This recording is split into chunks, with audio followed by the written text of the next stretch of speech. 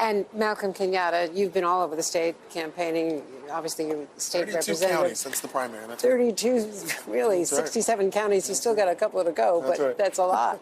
So, and also back home in North Philly, what do you see as the turnout there? Because getting that turnout is going to be critical to any Democratic success statewide. Is getting a big number coming out of Philly, just as it's going to be here in Allegheny County in Pittsburgh. Yeah, I will tell you, you look at what the president is doing today, and he is actually being responsive to the American people. And I think one of the takeaways yesterday from the debate is you've heard Oz say the word inflation. You know, if I had a nickel for every time Dr. Oz said inflation, I'd have as much money as he has. But when asked on that, he had no response for what he would actually do to lower costs for people. Democrats are the only folks who are actually talking about the price gouging that we're seeing from big corporations. You see the president out every single day looking at ways he can, without the legislature, move swiftly to address some of these rising costs. And I think having a president and having Democratic candidates who are saying to people, not only do we feel your pain,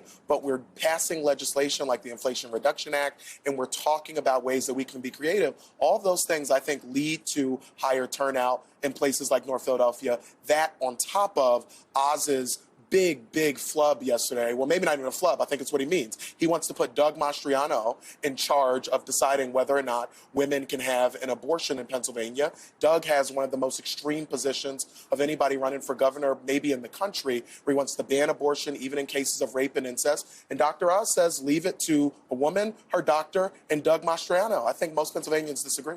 Well, he said local politicians, but what you're saying is the Republican nominee for governor. You know, I can't even believe that Dr. Oz even has a vote for governor of Pennsylvania because he's not from here. But as we know, he will get a vote. His vote is going to be for Doug Mastriano, who wants to ban all abortions. And I hope that when voters are looking at this, this is a package deal. You have Doug Mastriano and Dr. Oz. They're singing from the same hymn book.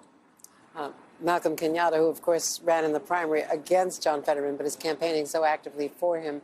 In Wisconsin now, Charlie, Senator Ron Johnson, Democratic challenger Mandela Barnes, neck and neck in the Senate race.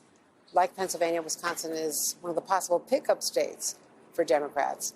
But Barnes has had some challenges, taking on the incumbent, as controversial as he has been.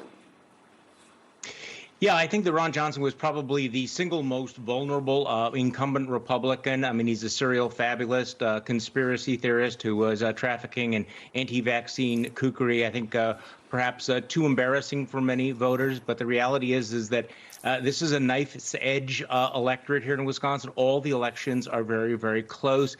Mandela Barnes is being hammered by a massive media campaign on crime, on the border, on inflation. The Republicans here are campaigning against the student debt relief. And so, he has had some struggles doing this.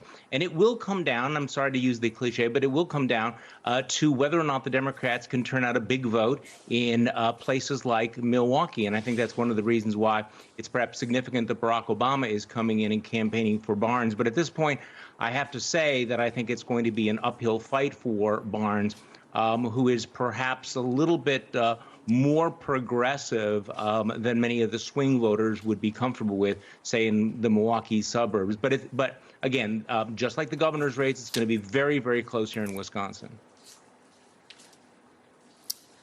Well, thanks so very much to Kelly O'Donnell, Malcolm Kenyatta, State Representative, and Charlie Sykes from Bulwark. Thank you.